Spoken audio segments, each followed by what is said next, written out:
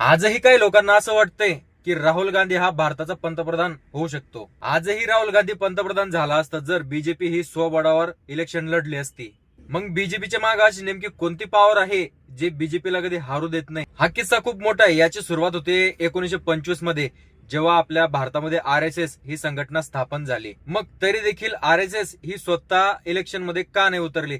झाला किस्सा असा की सन 1948 मध्ये नाथुराम गोडसे यांनी गांधीची हत्या केली. मग तेव्हापासून RSS ही जी संघटना होती ही भारतामध्ये पूर्णपणे बॅन झाली. तिथून पुढे RSS ने भारतीय जनसंघ ही पार्टी स्थापन केली आणि त्याच्यानंतर जी जनता पार्टी होती हे दोघं अलायन्स झाले आणि दोघं मिळून भारतीय जनता पार्टी हा पक्ष बनला. तसेच आता तुम्हाला सगळ्यांना माहितच आहे, RSS च्या मागे जी सगळ्यात मोठी पॉवर आहे ते म्हणजे बजरंग दल, विश्व हिंदू परिषद सारख्या ज्या काही संस्था आहेत ते त्यांच्या मागे काम करतात आणि त्यांची संख्या आपल्या भारत देशात करोडोमध्ये आहे. मग विचार करा, एवढी पॉवर असून एकटा राहुल गांधी पंतप्रधान बनू शकतो का?